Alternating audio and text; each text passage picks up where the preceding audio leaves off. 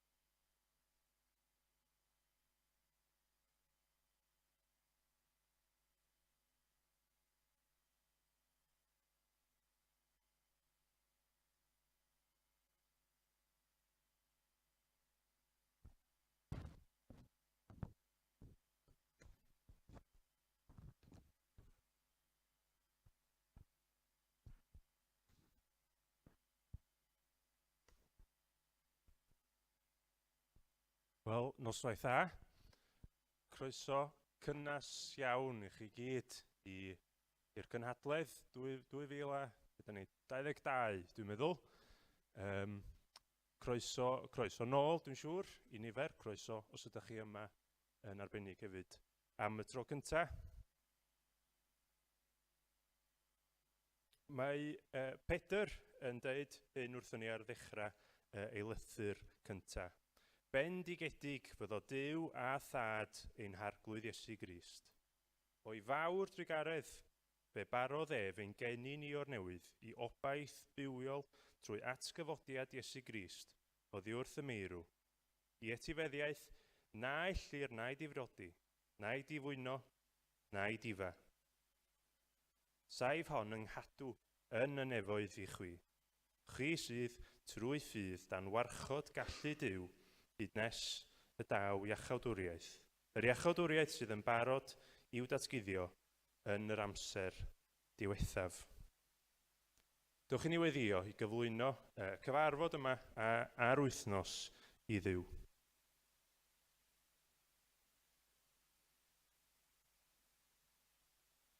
Ein tad yn y nefoedd, da ni'n diolch I ti am y cyfle yma rwan I ddod yn ôl at ein gilydd yn Gristnogion ac yn blant I ti wedi ein gwasgaru ledled y wlad.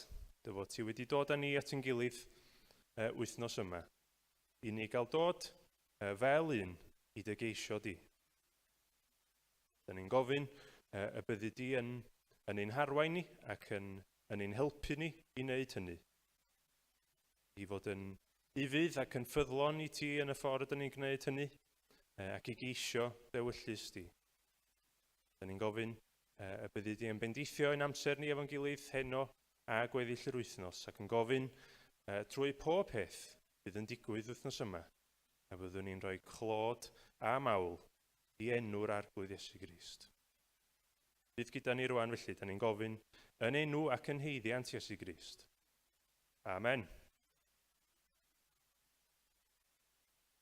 Mi nawn ni ganu emyn o fawl i'r arglwydd dyrchafer enw Iesu Ci gan seintiau is-ynen a holl anirif luoedd nef coronwch ef yn ben.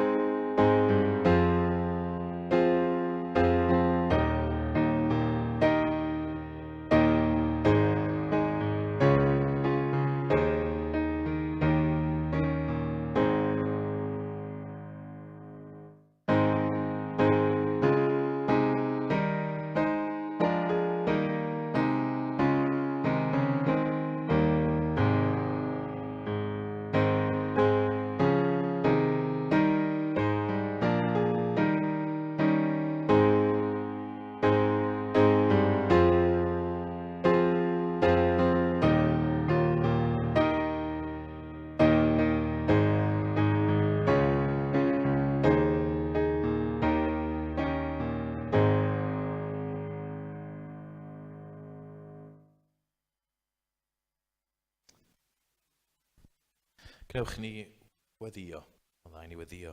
O, arglwydd yw dad, diolch am y geiriau rhyfeddol yna. Diolch bod ni yn cael bod yma i dy goroni di yn ben. Nid oherwydd bod yn unrhyw beth special amdana ni, ond oherwydd dy fod ti yn special. Dy fod ti yn rhyfeddol.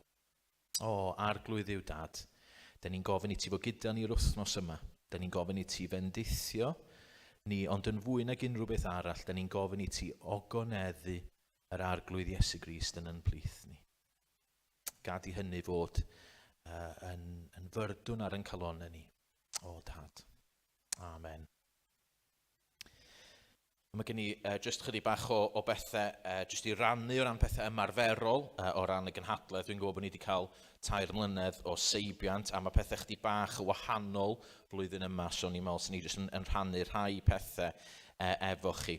Gynta, o ran cofrestru, os ydych chi eisiau cofrestru ar gyfer y Cynhadledd, ydych chi'n medru gwneud hynny, ydych chi'n medru gwneud o ar-lein, neu fedrwch chi ddod draw at y ddesg, lle fydd rhaid i fi ddelio efo chi. Mae Rebecca druan efo Covid, felly dydy Rebecca ddim yma wythnos yma, ond fyddai yn gobeithio yn medru delio efo'r cyfan yn fanna. Felly, os ydych chi eisiau cofrestru, gnewch ar-lein, neu gwneud efo fi yn fanna.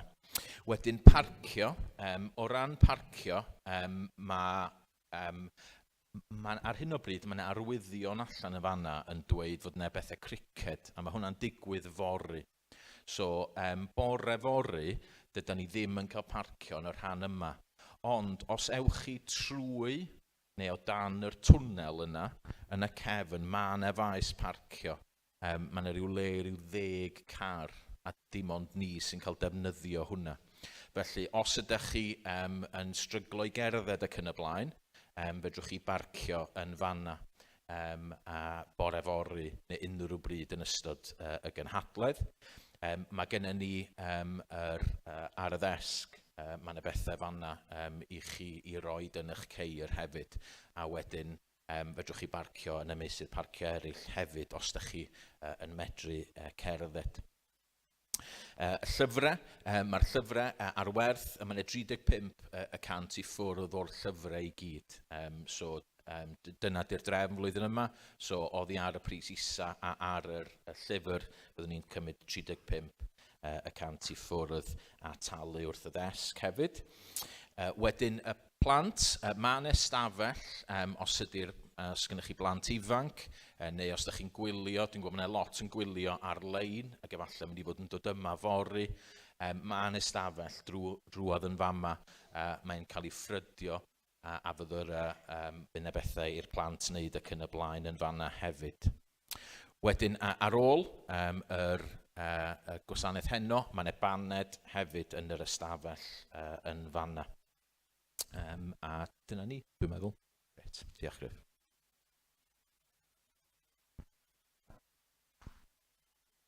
Diolch Steff. Dowch i ni ganu emyn arall o fawl efo'n gilydd. Dewch bobl Crist, cyfododd ef, canwn fawl un brenin byw, yn gor fy seiniwn gan o glod i'n harglwydd ni a'n Duw.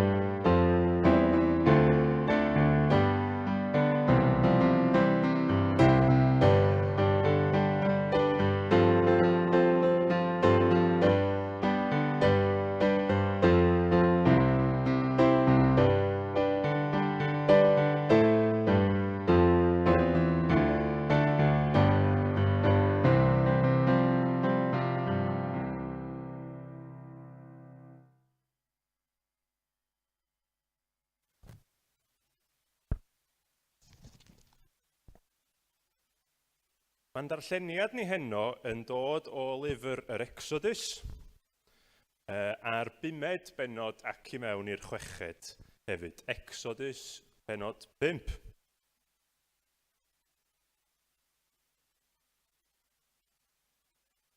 Yna aeth Moses ac Aaron at Pharo a dweud, fel hyn y dywed yr arglwydd, Duw Israel, gollwng fy mhobol yn rhydd mwyn iddynt gadw gwyl i mi yn yr anialwch.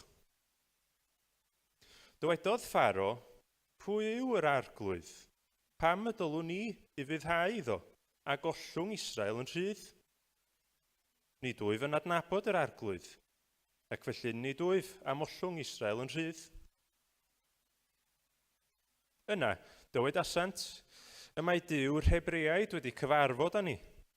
Gad I ni fynd daith dridiau i'r anialwch I aberthu'r arglwydd ein Duw, rhag iddo'n taro a haint neu a chleddyf. Ond dywedodd brenin yr aifft wrthynt, Moses ac Aaron, pam yr ydych yn denu'r bobl oddi wrth ei gwaith? Ewch yn ôl at eich gorchwilion. Dywedodd Pharo hefyd, edrychwch y maent erbyn hyn yn fwy niferus na thrigolion y wlad, ac yr ydych chwi am atal ei gorchwilion. A diwrnod hwnnw, rhoddodd Pharo orchymyn I feistri gwaith y bobl a'i swyddogion. Beidiwch ar o'i gwell mwyach i'r bobl I wneud prydfeini. Gadewch iddynt fynd a chasglu gwell iddynt eu hunain. Ond gofalwch ei bod yn cynnyrchu'r un nifer o brydfeini a chynt, a pheidiwch a lleihau'r nifer iddynt. Y maent yn ddiog, a dyna pam y maent yn gweiddi am gael mynd I aberthu i'w Duw. Gnewch y gwaith yn drymach i'r bobl mwyn iddynt ddal ati I weithio, a pheidiwch a gwrando ar eu celwydd. Aeth meistri gwaith a swyddogion y bobl allan, a dweud wrthynt, fel hyn y dywed Pharo, nid wyf am roi gwell I chi mwyach, ond rhaid I chi eich hunan mynd I geisio gwell ym mha le bynnag y gallwch chi gael. Hynny, ni fydd dim cwtogi ar eich cynnyrch. Felly, bydd rhaid i'r bobl grwydro drwy holl wlad yr aifft, a chasglu sofl yn lle gwellt.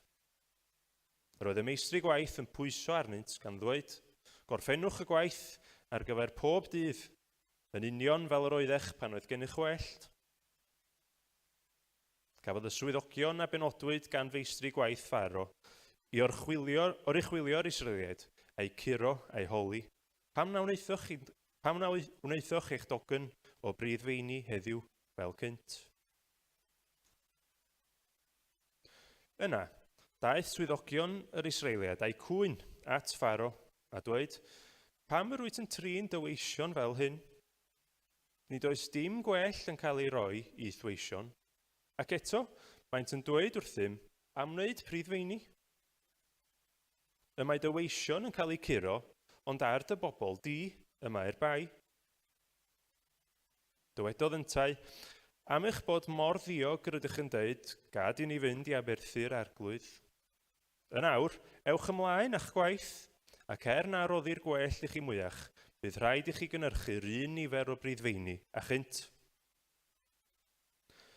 Pan ddywedwyd nad oeddent I leihau'r nifer o brydfeini oedd i'w cynnyrchu mewn diwrnod, gwelodd swyddogion yr Israeliad eu bod mewn helynt. Wedi iddynt ymadael â Pharo, daeth Moses ac Aaron i'w cyfarfod, a dywedodd y swyddogion wrthynt, boed i'r arglwydd edrych arnoch a'ch barnu, am I chi yn gwneud yn ffiaidd yng ngolwg Pharo a'i weision, a roi cleddyf iddynt i'n lladd. Aeth Moses yn ôl at yr arglwydd a dweud, o arglwydd, pam yn wyt wedi peri'r fath helynt i'r bobl hyn, a pham yr anfonaist fi? Oherwydd, pan ddeithym at Pharo a llefaru yn dy enw, y mae wedi gwneud drwg i'r bobl hyn, ac nid wyt ti wedi gwneud dim o gwbl I achub eu cam.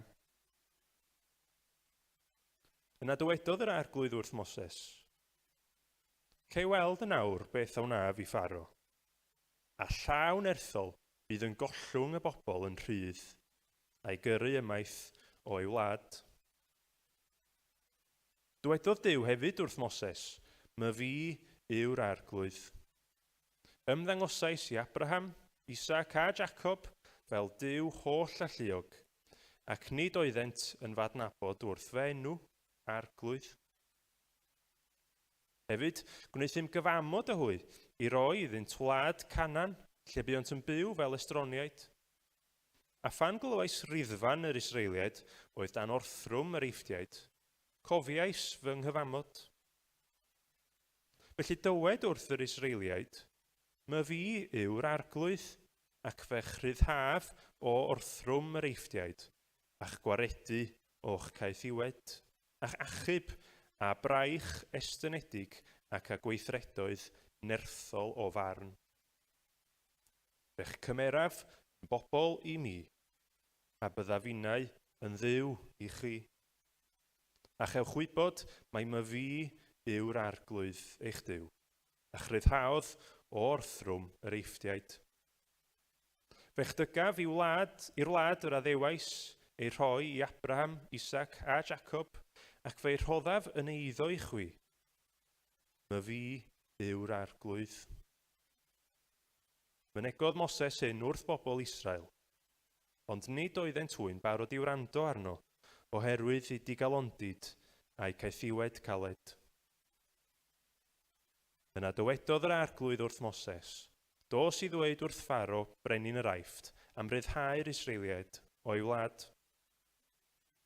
Ond dywedodd Moses wrth yr arglwydd, "Nid yw pobl Israel wedi gwrando arnaf, sut felly y bydd Pharo yn gwrando arnaf, a minnau a nam ar fy lleferydd?"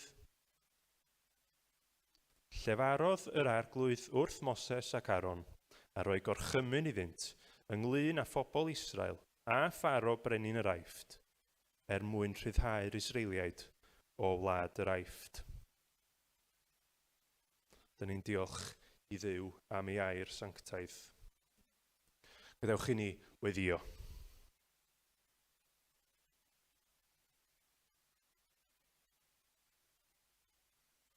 Ein Tad, yr hwn wyt yn y nefoedd, da ni'n diolch i ti am dy air sanctaidd, am i ti ddatguddio peth oedd gymeriad ath natur ffyddlon a graslon i ni yn dair. Da ni'n diolch i ti am bob datguddiad ohono ti, am y datguddiad penna hwnnw yn dy fab, yr arglwydd Iesu Grist, yn dod i fyd o amser, i achub, i fod yn waredwr i bechaduriaid. Da ni'n diolch i ti am dy gariad rhyfeddol di, tuag ata ni. Ac yn gofyn y bydd yr oedfa heno yn gyfrwng i ni eto, ddod i sylwi yn fwy ar y modd wyt ti yn ffyddlon i'th bobl, ac yn ei cadw nhw yn ddiogel dan dy law di.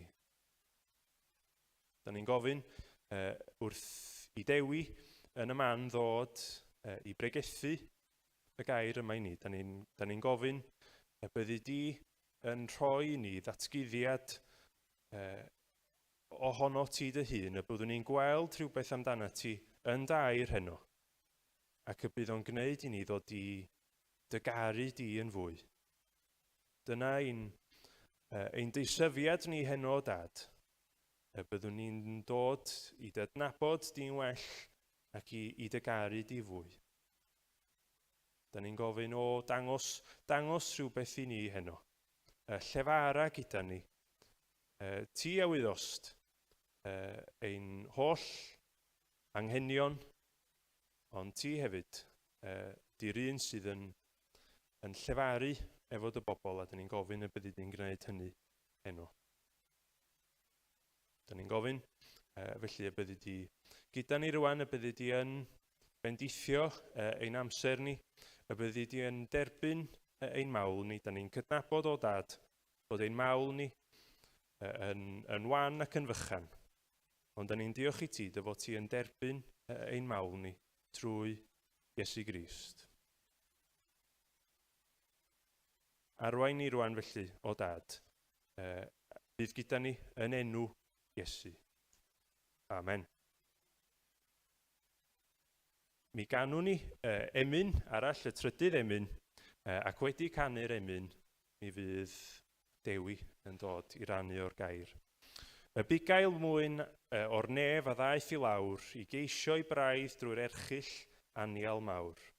Ei fywyd roes yn aberth yn ei lle, a'i crwydrad hwy ddialwyd arno fe.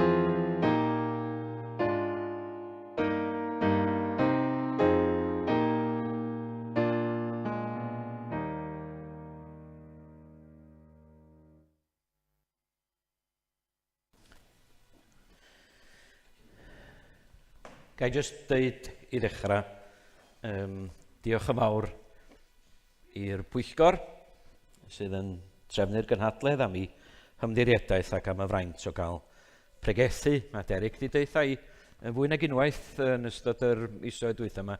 Chdi sy'n cael y fraint o agor y gynhadledd ac mae hynny'n fraint o liad byddwch chi'n yn ynghymaru fi fo neb arall sydd wedi bod, wel dim llynadd neu blwyddyn cynt. Dyma ni ta, yr ddwy benod yma i bob pwrpas sy gynnon ni yn llyfr Exodus. Yr exit mawr, dyna beth ystyr llyfr Exodus. Dyma fan geni cenedl Israel, maen nhw'n mynd i mewn i Raifft ac i wlad Gosen fel rhyw deulu, a maen nhw'n dod allan yn genedl enfawr. Dwi'n yn cofio sawl mil, ond miloedd o bobl. Miloedd o bobl erbyn i ni gyrraedd y penodau yma ydyn ni'n edrych arnyn nhw heno. A'r waredigaeth, wrth gwrs, y waredigaeth fawr yna, da chi'n cofio'r hanes, neu jyst atgoffa'r pethau bwysica, y pla ola angau i hun, angel marwolaeth, a gwaed yr oen a'r gorchymyn, da chi'n cofio, iddyn nhw roi gwaed yr oen ag ar Dwi'n licio deud y geiriau yma yn yr hen gyfeithiad. Capan ac ystlysbost. Da ni'n anghofio'r terma yna. Os oes a seiri coed yma, cofiwch pan da chi'n gosod drws bod chi isio capan ac ystlysbost, drysau tai a'r wyrth fawr yna wedyn, y môr coch yn agor a'r genedl gyfan yn croesi trwodd ar dir sych. Y daith trwy yr anialwch yn helbulus iawn yn aml, ond Duw trwy'r cwbl yn eu cynnal nhw ac yn eu cadw nhw hyd nes maen nhw'n cyrraedd gwlad yr addewid. Hyd nes maen nhw'n cyrraedd lle sydd yn llifeirio o laeth a mêl. Wan ta, pan mae'r Beibl, y llyfr y Salman arbennig, yn meddwl am ac yn sôn am fawrion weithredoedd Duw, am hwn, am y digwyddiad yma, am be da ni ddarllen amdano fo heno mae o'n sôn. A hynny, dwch mi ddeud o, oherwydd bod o'n gysgod neu'n ddarlun o efengil fawr ein harglwydd a'n gwaredwr Iesu Grist. Fod i oen Duw, i waed o sydd yn cadw ni ac yn harbed ni rhag angau yn dragwyddol. Duw trwy ei ysbryd sy'n dod â ni allan o gaethiwed ein pechod ac yn gosod ein traed ni ar lwybr sy'n arwain i wlad bell, i wlad well, i'r gogoniant ac i'r nefoedd.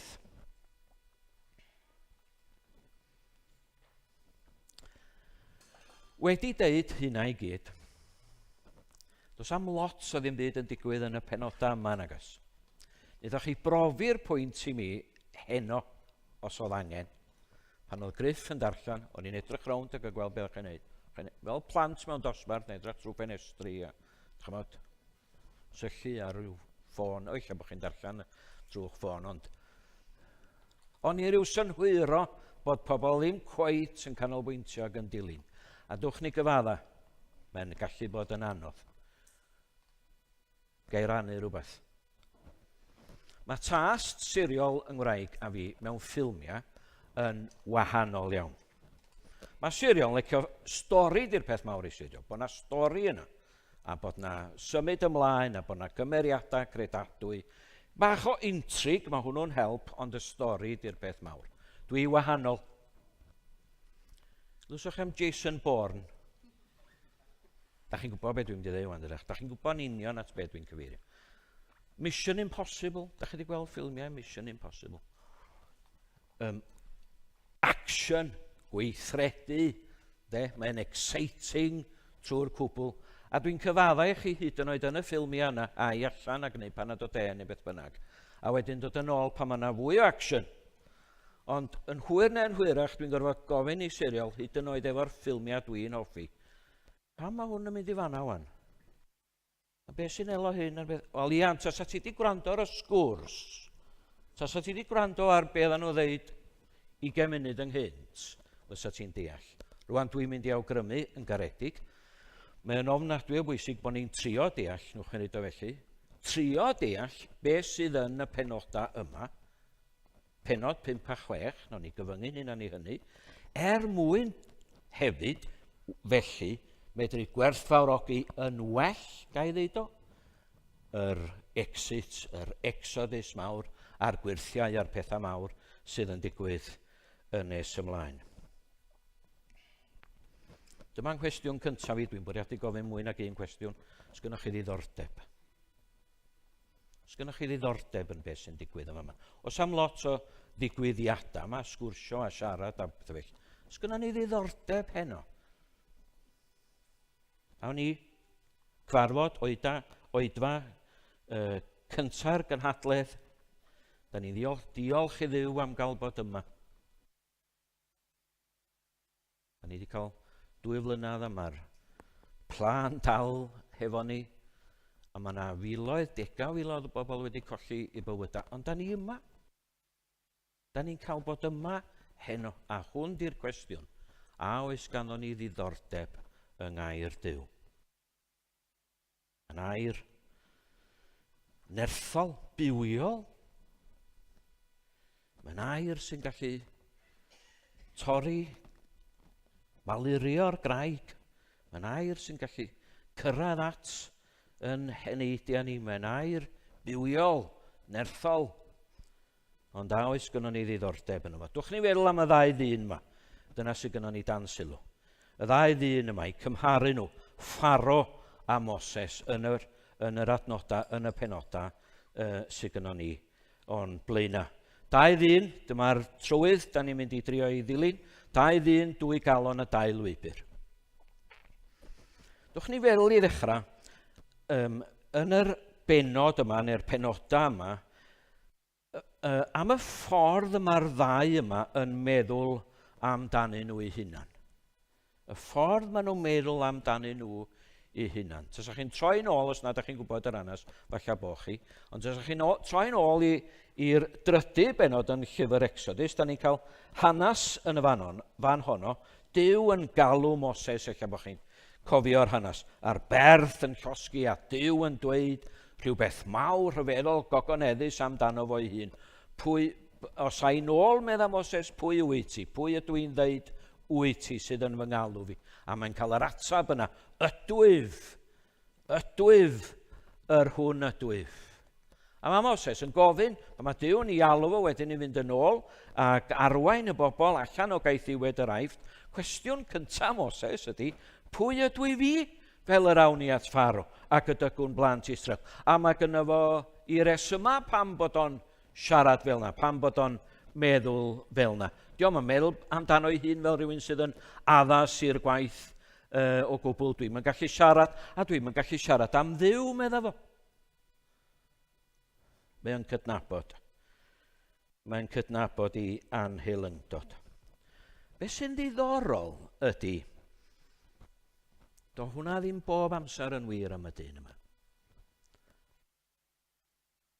Chi'n mynd yn ôl i'r penodau cyntaf yn llyfr Exodus, a mae yna sôn amdano fo yn lladd eithdiad, am bod yr eithdiad hwnnw'n camdrin un o'r Hebreaid, a wedyn ym mhen ychydig mae'n dod ar draws 2 Hebrewr yn ymladd, dwi'n meddwl, efo'i gilydd, a mae Moses yn mynd i mewn i'r canol, mwyn am beth beryglus i wneud, ond mae Moses yn mynd i mewn i'r canol rhwng y ddau ac yn ceisio datrys y broblem. A da chi'n cofio, mae yna un ohonyn nhw'n troi arno fo ac yn dweud, pwy wyt ti feddwl wyt ti, Moses? Wyt ti'n meddwl bod chdi rhyw dywysog neu rhyw bennaeth arno ni, bod chdi'n gallu sortio broblem pawb a phopeth?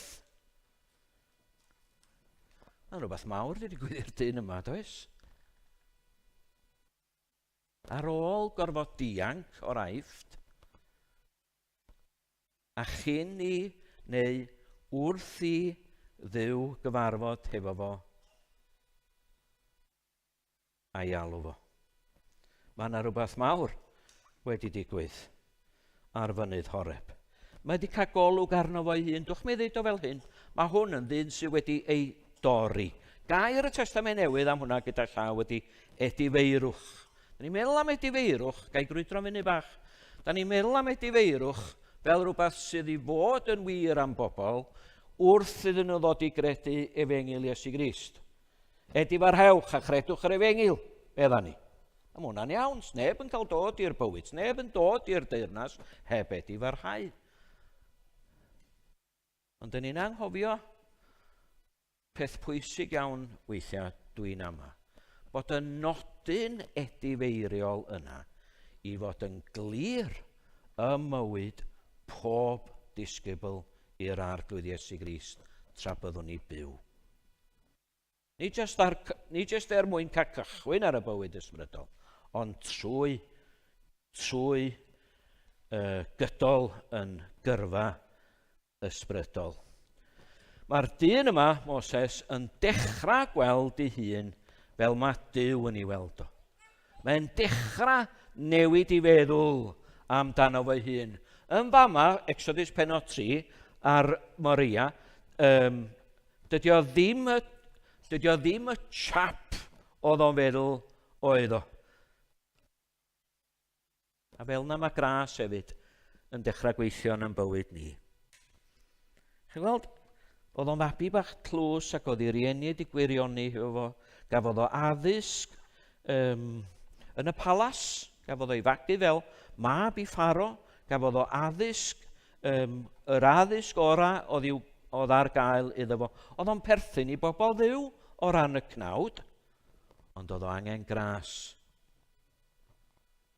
Oedd o angen bod Duw yn torri mewn I fywyd o, ac yn fama yn dangos iddo fo I gyflwr, I wir gyflwr a'i angen.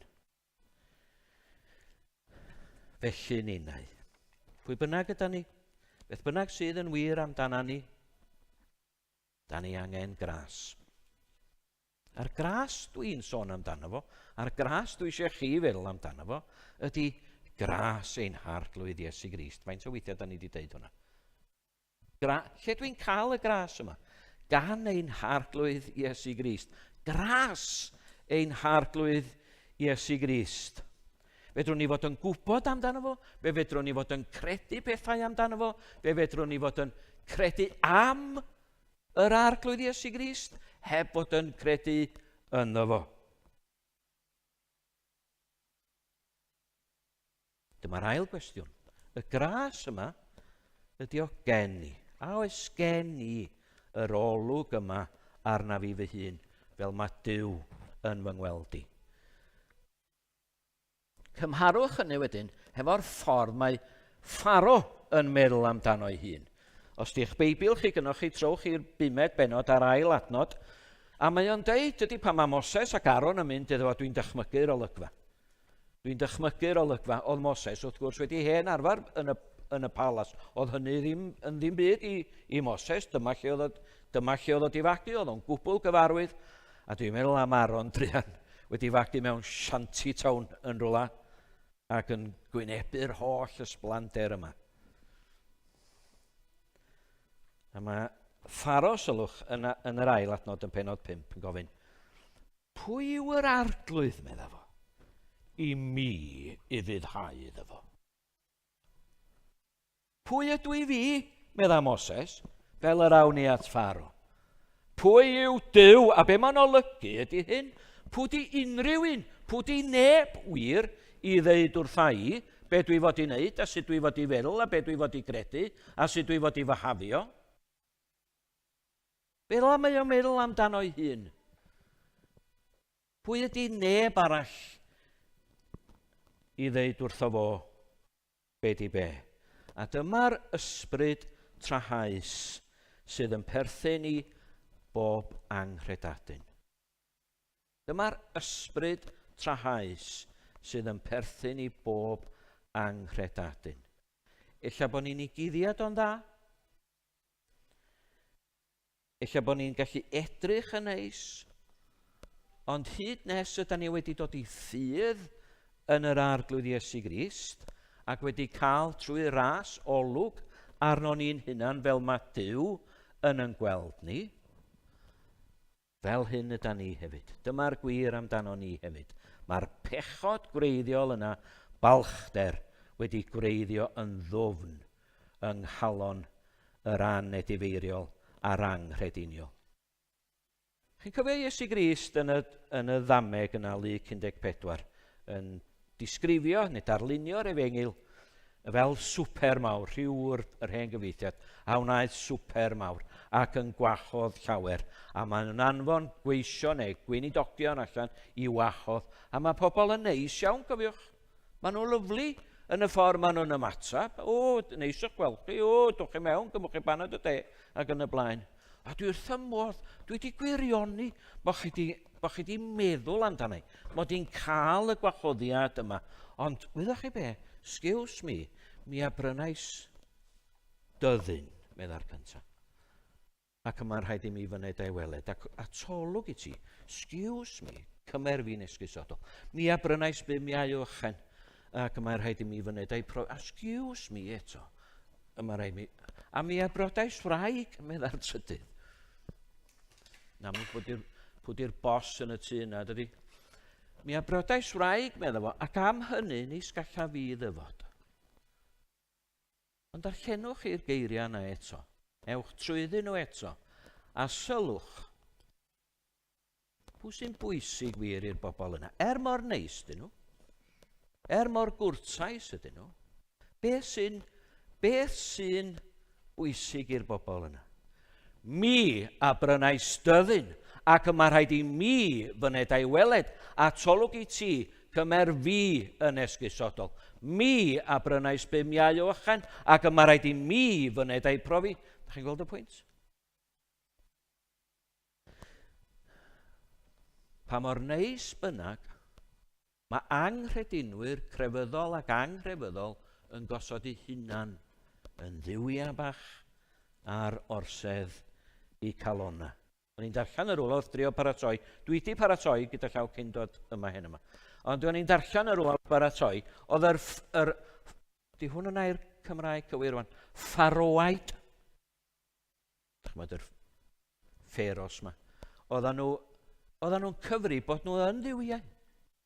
Plant yr haul fel oedden nhw'n cyfeirio, mae'n debyg, at sy'n nhw eu hunan.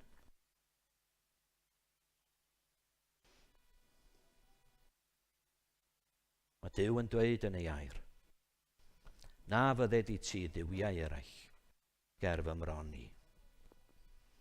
Dwi'n cofio pan o'n i hogyn bach yn cael fario pen y groes, ac oedden ni'n mynd i'r band o hop, wnaethon ni, rioed alw'r lle'n o beithlu yn rhyfedd iawn, ond i'r band o hop oedden ni'n mynd. Ac oedden ni'n gorfod dysgu, sgyn i amser i grwydro eto, oedden ni'n gorfod dysgu adnoda, a dim just un, adnod penod weithiau, a dwi'n cofio dysgu Exodus penod 20. Oedd o werth o, dweud y gwir, achos oedden ni'n cael 6 einiog wedyn, os oedden ni'n medru adrodd o'n golew o daclus, oedden ni'n cael 6 einiog ac oeddech chi'n cael llon bag o chips am 6 einiog. Da chi'n cofio. Duw a lefarodd yr holl eiriau hyn gan ddywedyd, mae fi yw yr ardwyd y dduw, yr hwnna thig di allan o wlad yr aifft o di y caeth iwed. Rhif 1, na fydded i ti ddiwiau eraill. Rhif 1, cyn na chymer enw'r ardwyd y dduw yn ofer, na fydded i ti ddiwiau eraill ger fy mron i. Tydi Pharo ddim yn mynd i wrando. Mae feddwl o wedi cael fel dwrn yn erbyn Duw a'i air oherwydd bod gyda fo'r meddwl mawr yma ohono fo'i hun. Sy'n dod â ni at yr ail fatar, sef 2 galon, a fel hyn dwi wedi meddwl amdano fo, dwi'n gwybod ydy'r penawd yna, dyd y gwir, yn gywir ac yn cyfleu hyn. Ond fel hyn dwi eisiau ni gael meddwl amdano fo. Be mae'r hein isio? Be mae'r ddau ddyn yma isio? Fel hyn, ar be mae calon nhw? Neu beth ydy i dymuniad nhw? Mae Pharo yn gweld yr holl beth yma fel gwastraff amser dydy, bod Moses ac Aaron yn gofyn am gael mynd dim ond am dridiau, taith 3 diwrnod i'r anialwch, i aberthu ac i addoli Duw. Mae hwnna rhyw brawf ar Pharo, dyn nhw ddim yn gofyn am lot, ond mae hwnna'n rhoi rhyw brawf ar Pharo i gael gweld wneith o ildio i air Duw o gwbl, a mae'n gwrthod gwneud hyd yn oed yn y peth bychan yna. Ond da ni'n cael gwybod ar be mae galon o. Mae o'n gweld y peth fel gwastraff amser. Mae o rhy brysur wir. Prosiect mawr i fywyd o ydy adeiladu'r pyramidiau a'r palasau a'r dinasoedd yma, a'r cyfan wrth gwrs, clod iddo fo'i hun. Be mae'n neud? Mae'n adeiladu hunan ddelwedd. Dyma beth ydy baich mawr i fywyd o. Dyma pa mor gyfoes ydy gair Duw. Mae'n adeiladu hunan ddelwedd. Mae'n rhy brysur, a mae'n ddarlun eto o'r anghrediniwr. Mae'n rhy brysur i feddwl am Dduw a'r efengil, a'r pethau yna sydd yn perthyn i'r enaid. Yn union fel yn y ddameg o'n i'n sôn amdani. Prynu tŷ, prynu anifeiliaid, priodi gwraig. Dwi'n rhy brysur, meddan nhw. Dyna be maen nhw ddeud. I ymatab i'r gwahoddiad caredig yma i ddod am swper. Mae gen i deulu, mae gen i blant, mae gen i waith. Gael grwydro eto. Mae Cristnogion yn cael ei badlu'n fama. Neges fawr y ddameg yna ydy, does na ddim un cyfrifoldeb, gwaith, plant, beth bynnag ydy o, sydd yn uwch nac yn fwy na'n cyfrifoldeb ni i Dduw. A dyma, da ni weld yn hanes Moses yn y penodau yma. Mae galon o, neu ddymuniad o, ar gael gwneud, wrandwch ar hwn, be sy'n iawn yng ngolwg Duw. Mae'r dyn yma isio cael gwneud be sy'n iawn yng ngolwg Duw.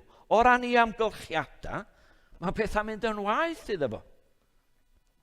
Dwi'n siŵr bod o'n deud, be o'n bod ar ymhenni yn dod i'r fath le. Sa well swn i wedi deud na o'r gychwyn cyntaf. Achos, fel dwi'n deud, mae pethau'n mynd yn waith. Yn y rybydd yma na i ni, unwaith da ni'n rhoi yn dymuniad ar Dduw, ar gael Duw, ar gael gras ein hardwydd Iesu Grist yn bywyd, neu ar gael mwy o ras yn bywyd, dwch ni ddeud o, da ni'n dod i mewn i frwydr. I frwydr ysbrydol. Yn lle i rhyddhau nhw, mae Pharao'n gosod baich trymach ar yr Israeliaid er gorfodi nhw fel glwson ni i wneud bricseb wellt. A Moses yn cael y bai, what's new de? Moses yn cael, y gwas sydd yn cael y bai. Di beth am y mynd fel oedden ni di ddisgwyl. Does o ddim bendith fel oedden ni'n ddychmygu fysa na. Ac arno fo mae'r bai. A maen nhw'n troi ni erbyn o. Ond dwi eisiau chi sylwi be mae Moses yn neud. A fi na hefo chi. Dwch ni sylwi be mae Moses yn. Maen nhw'n troi yn ei erbyn o. A mae Moses yn troi at Dduw. Pennod 5, adnod 22 a 23. Pam arglwydd? Ddwy waith mae'n gofyn hynny. Pam arglwydd? Pam yr holl helynt yma? Pam wyt ti'n peri hyn? Pam wyt ti wedi mae'n ôl efo'r cwestiynau yna. Pam medda fo? Diwedd y paragraff. Diwedd y paragraff yna. Pam wyt ti ddim yn cadw dy bobl? Pam arglwydd diwedd adnod 23? Pam wyt ti ddim yn cadw dy air, medda fo? Gwrandwch, os oedd calon Pharaoh a mi roedd hi wedi cael fel dwrn yn erbyn Duw a'i air, mae Moses yn hollol wahanol. Mae o'n gyfan gwbl agoreg ger bron Duw. Mae'n dod, mae'n tywallt i galon, mae'n dod ar anhawster yma at Dduw, a dwi'n meddwl bod hwn yn addysg werthfawr i ni. Peidiwch â chichio tomatos drwg na gymryd yn erbyn i am ddeud rhywbeth fel hyn. Mae yna cannoedd o emyna dwi yn wirioneddol hoff ohonyn nhw. Mae yna rhyw 5 neu 6, wel yn rhai o'r llyfrau emyna, dwch ni ddeud hynny. Dwi'n eu casau nhw. Dwi'n gwybod pam maen nhw yna o gwbl. A'r un dwi'n casau fwyaf, neu di bod yn eich casau fwyaf, di calon lan. A dwi'n meddwl mae yna pam dwi'n cyfala, pam dwi'n casau calon lan, oherwydd pob y gem rygbi, pob gem pêl-droed, mae pawb yn canu calon lan, heb sylweddoli wrth gwrs. Unrhyw beth. A dwi'n gwybod beth sydd na yn yr emyn beth bynnag. Tecach yw na'r lilid los. Be di hwnna medda chi? Lle mae hwnna'n gair Duw? Tecach yw na'r lilid los. Ond gwrandwch, dwi wedi newid yn meddwl, dipyn bach. Nid dwi'n gofyn bywyd moethus. Air y byd neu berlau man. Gofyn rwyf am galon hapus. Calon onest. Calon onest. Calon lan. Mae yna adnod yn y Beibl, yn cofio lle mae Jeremia, bod y galon yn fwy ei thwyll. Pan da ni'n mynd at Dduw, dwch ni fynd efo calonau gonest. agored ger bron Duw. Mae o eisiau bod yn iawn efo Duw. Mae'n stryglo. Mae o'n stryglo. Da chi'n stryglo yn y bywyd ysbrydol? Os a bethau anodd tybed yn eich bywyd chi, darllenwch eich Beibl. Abram, Dafydd, Moses, yr apostol Paul, Iesu Grist. Oedd o'n stryglo. Ac ar wahân i'r frwydr ysbrydol yna da ni'n meddwl amdani, mae yna ofidia yn y byd yma. Mae yna brofedigaethau, mae yna wasgfeuon, mae yna amheuon, mae yna gwestiynau, a mae gynno ni'n gwendida yng nghanol hwn i gyd. A mae gynno ni Elin. Neith yn baglu ni, dwi wedi meddwl amdano fel hyn. Os na dwi wedi ddarllen o'n rhywbeth gen un o'r Piwritaniaid sy'n nhw'n i ddim, achos maen nhw'n gallu defnyddio darluniau ardderchog.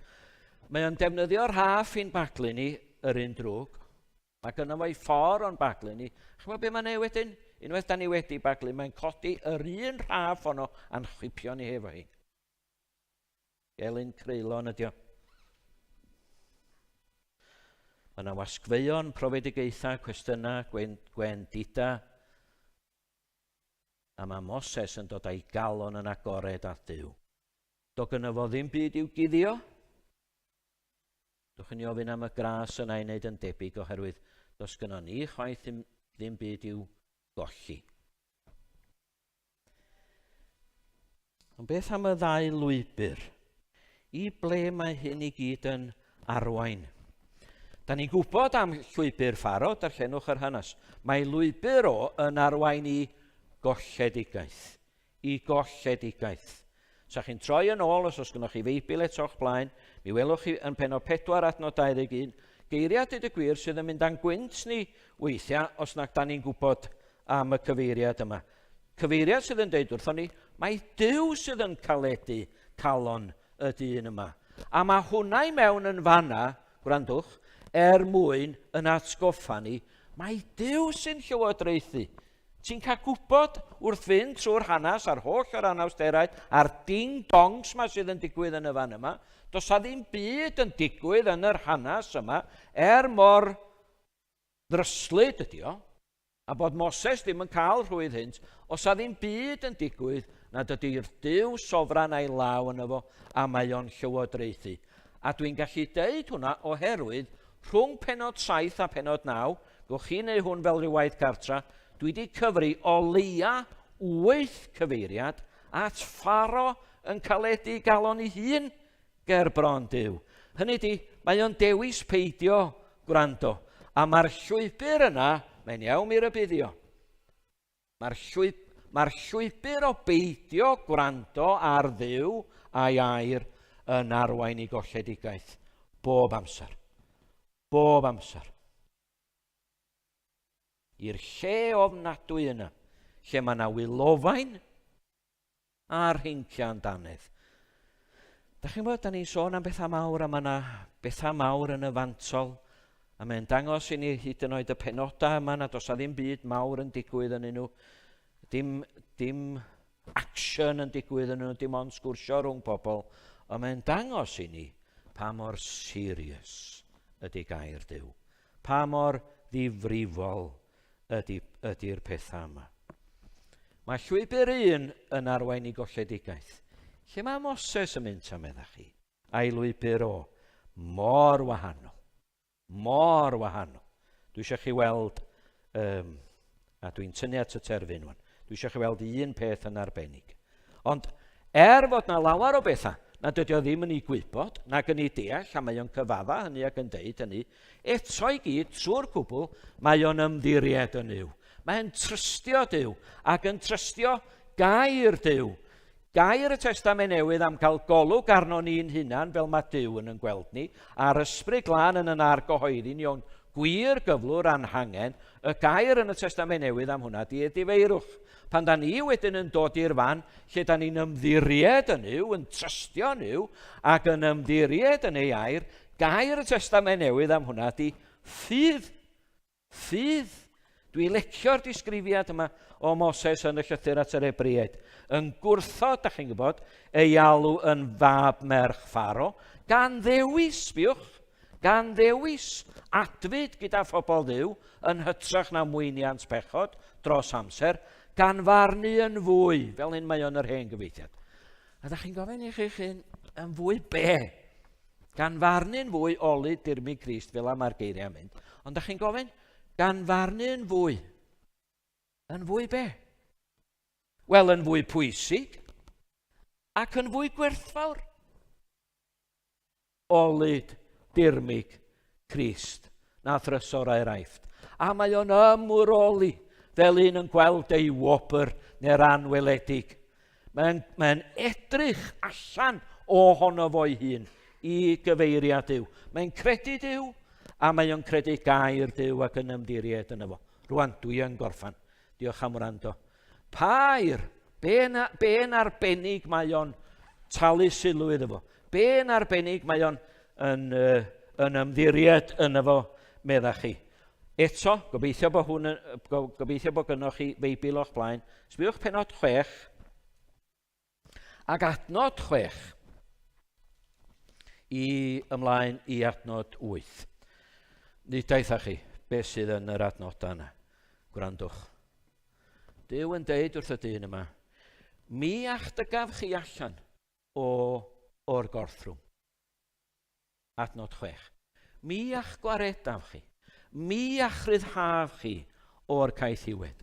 Mi ach cymeraf chi yn bobl i mi. Mi a fyddaf yn dduw i chi. Mi ach dygaf chi i'r wlad yr addewais i chi.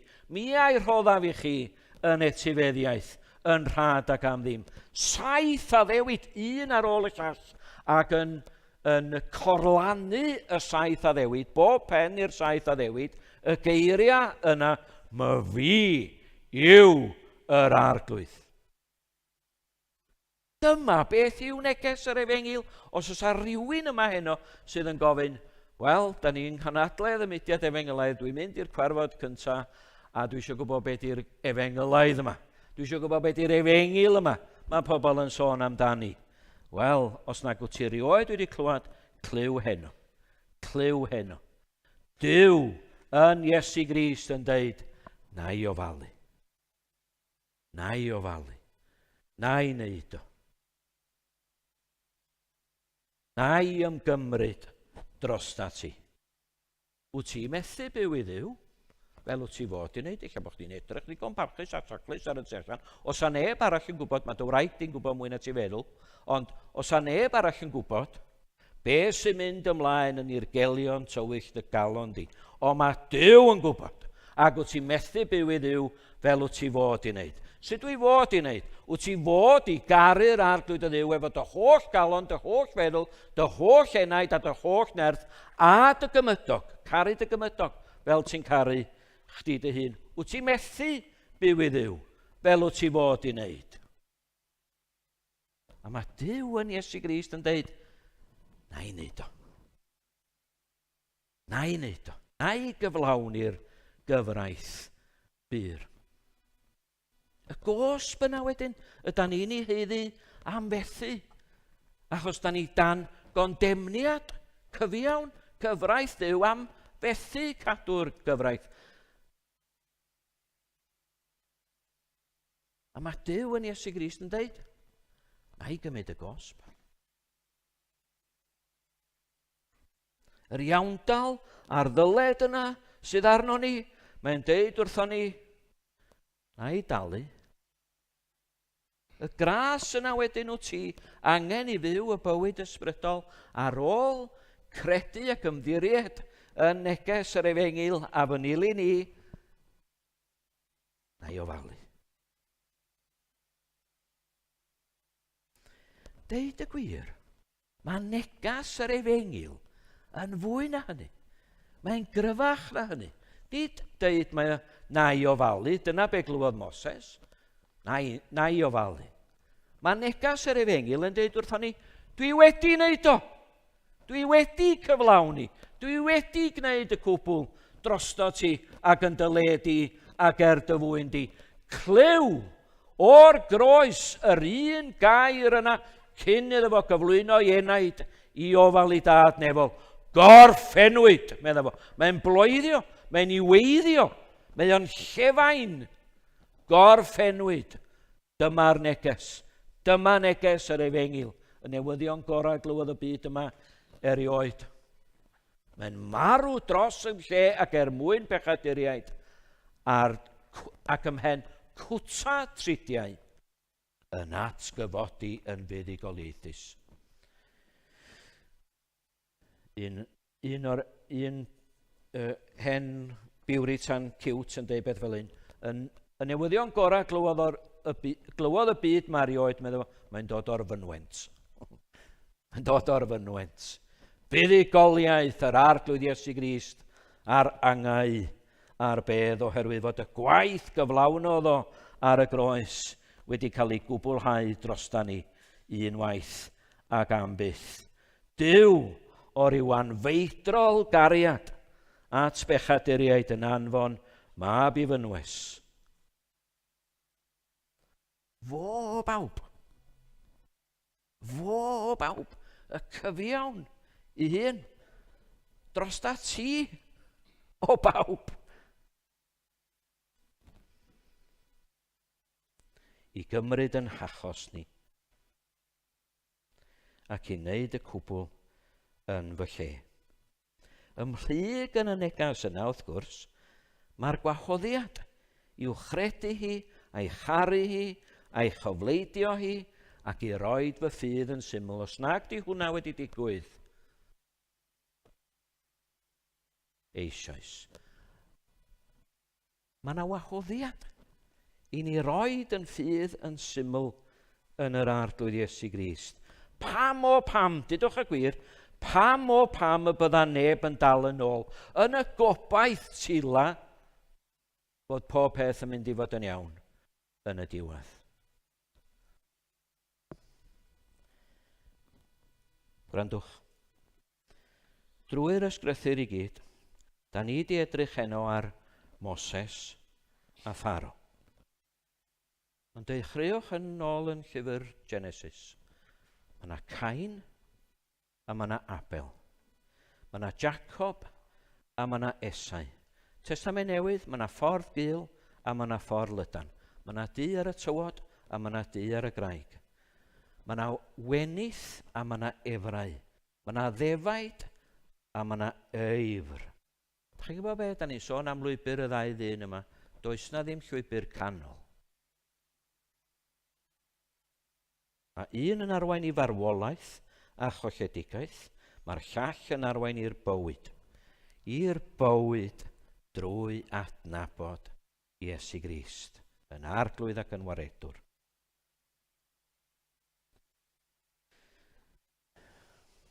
Ella bod ni angen dod yn ôl at y pethau yna. Ella bod yna ryw wrthgiliad tawel wedi bod yn ystod y blynyddoedd dwytha. Mae angen yr un gras arno ni. Y gras i gadw'n llygad ar Iesu Grist. Nid hon di'r emyn da ni'n ganu, da ni'n canu emyn arall. Ond dwi'n licio'r emyn yma. O fy enaid, cod olwg, gwel yn amlwg. A chi wedi gweld hwn? Gwel yn amlwg, ben y bryn. Be ddigwyddodd yno? Lle bu Iesu, y cyfaill fylon, dan yr hoelion dyr cyn hyn. Be nath ono? Pam oedd ono? Talodd yno. Swm dy ddyled. A gwerthfawr waed ei galon friw. Yr oen dieuog yn o'n marw. Mi na'r euog yn cael byw. Mwyn ei enw. Amen. A mae'n hemyn ola ni, dweud y gwir, o ran y negas yn debyg yn Eden cofiaf hynny byth, bendithion gollais rif y blith, syrthiodd fy nghoron wyw. Dyma'r broblem. Mae mor ddwfn a mae mor bell yn ôl ag Eden. Mae'r broblem mor deep-seated, mae ddewch y Cymraeg crant, yn fy nghalon ni. Dwi'n gallu holrai ni nôl i Eden. Ond buddugoliaeth Calfari enillodd hon yn ôl i mi. Be ddigwyddodd yno? Ar Galfari, yng ngwres y dydd, y caed y gwystl mawr yr rhydd, trwy golli gwaed yn chi. Dwi wedi anghofio'r gweddill. Ond dim ots, gawn ni ganu'r emyn. Yn Eden, diolch Fian, yn Eden, cofiaf hynny byth.